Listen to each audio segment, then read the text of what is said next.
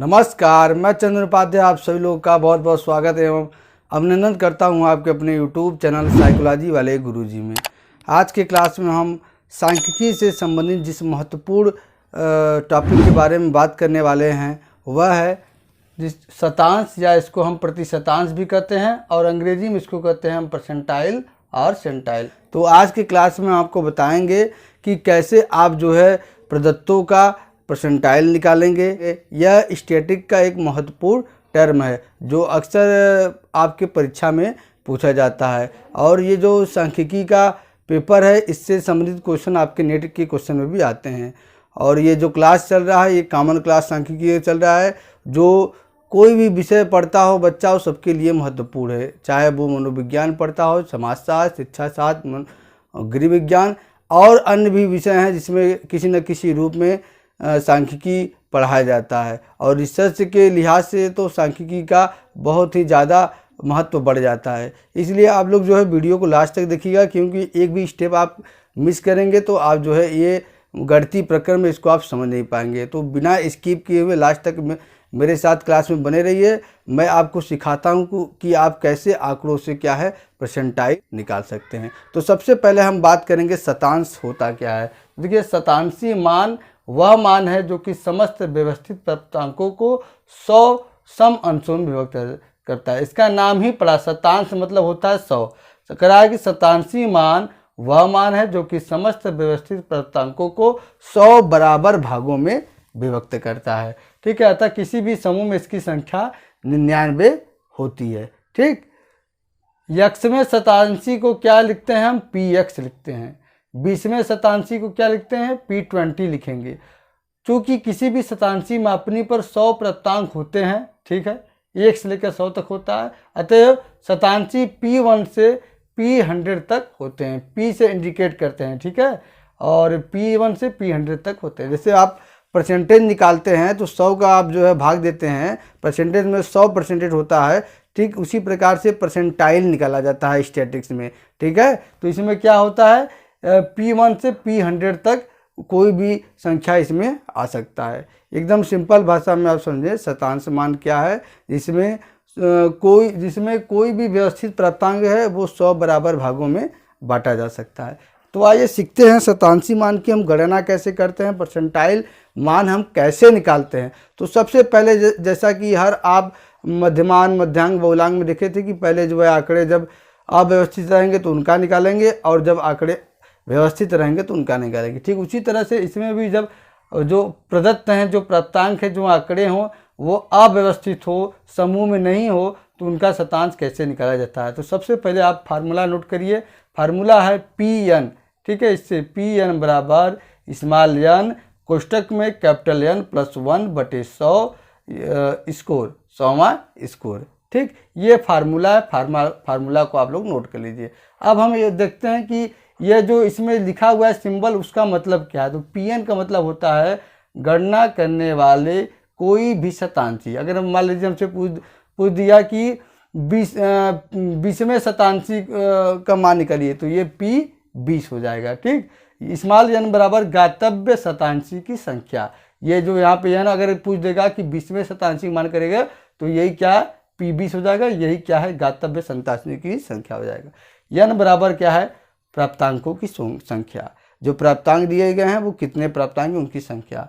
ठीक है, अतः मान लीजिए आपसे पूछा है कि अगर पूछ दिया p16 बराबर क्या होता है, p60 की गणना कीजिए, तो आप कैसे लिखेंगे, 60 कोष्टक में n प्लस 1, ठीक है, कोष्टक 1/100 वाई स्कोर।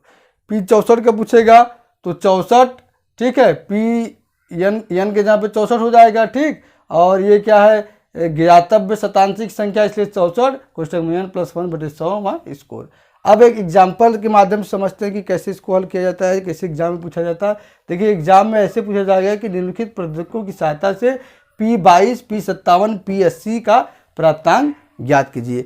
तो जब आंकड़े ऐसे दिए रहेंगे तो आप समझ जाइएगा कि हमें परसेंटाइल की गणना करनी है अव्यवस्थित का जो प्रदत्त का जो सूत्र होता है उसके माध्यम से, यानी कि ये सूत्र लगेगा। तो सबसे पहले स्टेप आप क्या करेंगे, आप सवाल हल करना शुरू किए तो सबसे पहले स्टेप आप करिए कि ये जितना प्राप्तांक है इसको क्या करिए, आप आरोही क्रम में कर लीजिए, यानी कि छोटे से बड़ा। जैसे हमने यहाँ किया कि सबसे छोटा अंक जो पहले इसमें है प्राप्तांक उसको, फिर उससे बड़ा, फिर उससे बड़ा, ऐसे करके इसको क्या है, सबसे पहला स्टेप क्या है, आप आरोही क्रम में इसको लिखिए। अब आरोही क्रम में लिखने के बाद आप क्या करिए कि आपको पूछा जा रहा है, जो क्या क्या पूछा जा रहा है, P22, P57, P80। तो सूत्र क्या है, पहले आप सूत्र लिख लीजिए। सूत्र प्रयुक्त करने पर Pn बराबर n small n plus 1/100 score. ठीक, अब यहाँ पे n क्या हो गया, ये P22 पूछ रहा है तो n क्या हो जाएगा 22, और स्मॉल n भी वही क्या हो जाएगा 22। अब n ये क्या है, प्राप्तांक की संख्या, तो इसमें कितने प्राप्तांक है पूरा गिन लीजिएगा। ये पूरा प्राप्तांक कितना है, 20 है। ठीक है, ये पूरा का प्राप्तांक कितना है, 20। तो ये कैपिटल N बराबर क्या हो जाएगा, 20 प्लस 1/100। तो देखिए ये P22 बराबर हमने रखा है 22, मगर ये कैपिटल N क्या हो जाएगा, 20 प्लस 1/100 स्कोर। जब इसको आप हल करेंगे तो 22, 20 प्लस 1 बराबर 21/100 स्कोर। अब इस दोनों को जब गुणा करेंगे तो 462/100 स्कोर। अब जब इस दोनों को हल करेंगे, भाग देंगे, तो 4.62 स्कोर। अब देखिए कि ये जो आंकड़े आपने आरोही क्रम में किया है, ठीक है, ये स्पष्ट नहीं आ रहा है। ठीक है, इसका मतलब ये बता रहा है कि 4वें स्कोर और 5वें स्कोर के बीच में कहीं आपका क्या है, शतांशी मान व्यवस्थित है। तो उसको हम कैसे करेंगे, उसके लिए देखिए 4वां 5वां जो नंबर है उसको गिन लेते हैं हम इधर से। आरोही क्रम में जो हमने आंकड़े आरोही क्रम में व्यवस्थित किया है उसी से हम गिनेंगे, तभी मान आपका ठीक आएगा। इसलिए हमने कहा कि पहले स्टेप में आप क्या है, प्रदत्तों को आरोही क्रम में करिए। तो देखिए 1 2 3 4, 4वां क्या है 51, 5वां क्या है 52। तो सूत्र क्या है, जब ऐसे आए, मतलब कि कोई क्लियर अंक नहीं आ रहा है, तो ऐसे आए तो क्या आप करिए कि जो अंक दोनों है उसको जोड़कर बटा 2 कर दीजिए। जैसे चौथा अंक क्या है 51 और 5वां क्या है 52, तो 52 प्लस 51/2। आप 51 प्लस 52 भी कर सकते हैं, ठीक है, कोई दिक्कत नहीं। बटे 2 जब इसको हल करेंगे तो 103/2 बराबर 51.5 आएगा। तो P22 का मान क्या हो जाएगा आपका 51.5। ये शतांशी मान है। एक और समझते हैं, एकदम ध्यान से देखिए। ठीक है, एक और समझते हैं हम। एक कौन सा हमने लिया है यहाँ पे, देखिए P57। तो P57 n जो था, यानी कि हमें P57 का शतांशी मान ज्ञात करना है। तो स्मॉल n के यहाँ पे 57 हो जाएगा। ठीक, n प्राप्तांकों की संख्या 20 है, प्लस 1/100 स्कोर बराबर 57 और 20 प्लस 1 21/100 स्कोर है। जब इसको आप गुणा करेंगे 57 21 को तो आएगा 1197/100 स्कोर।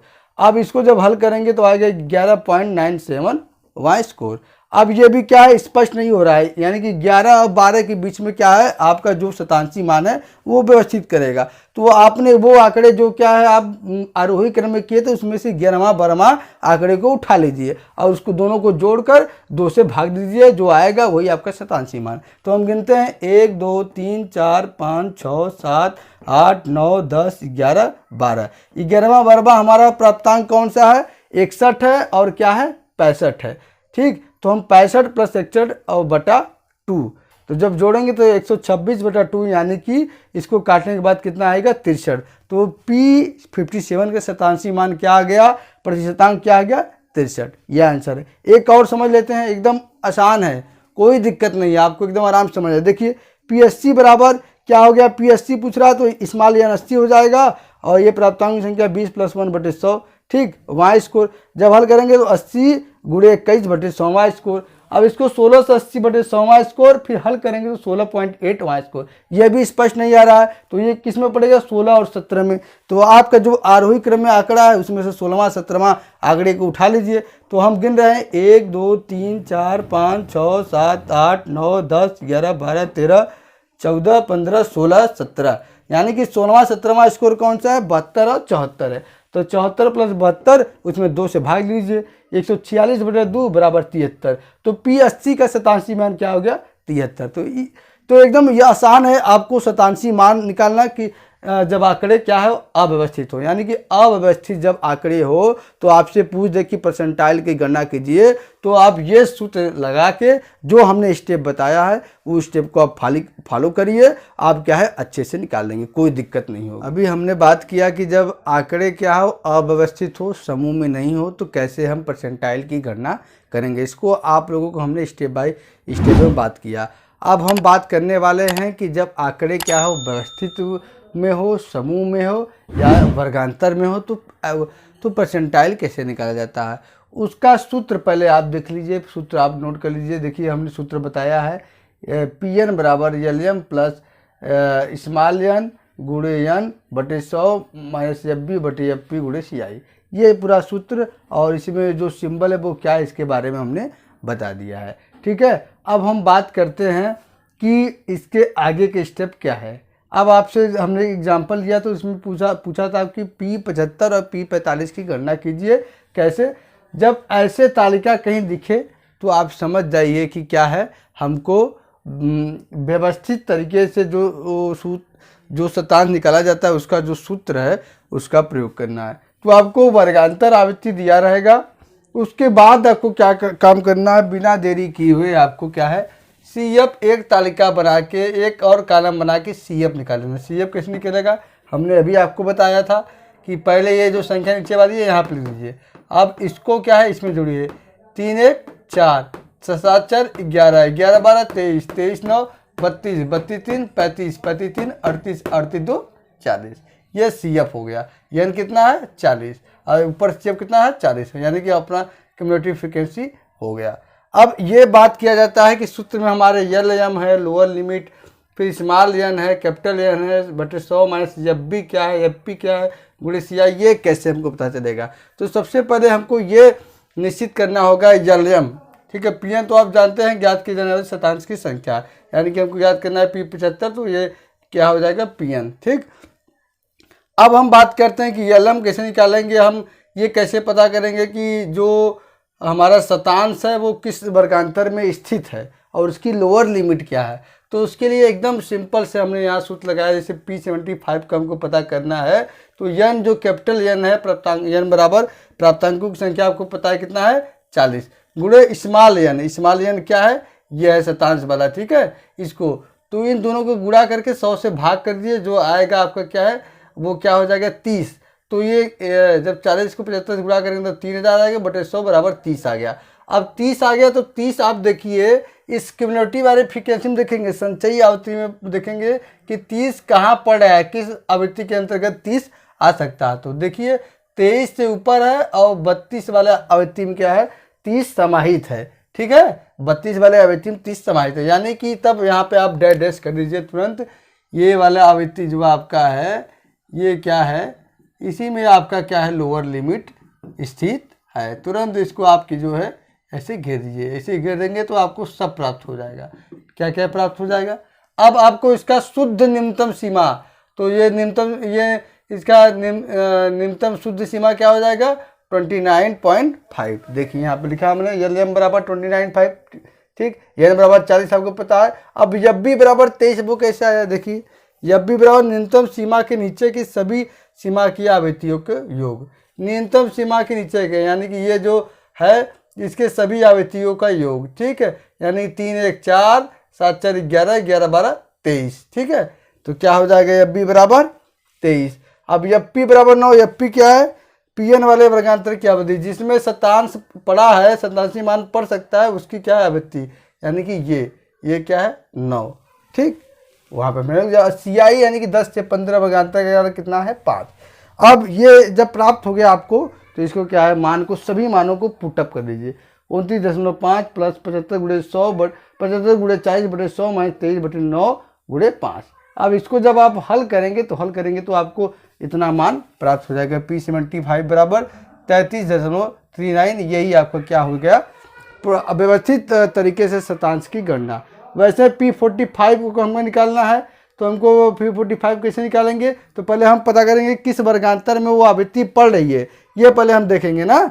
तो आपको सीधे एकदम कर लीजिए n गुणे n बटे 100।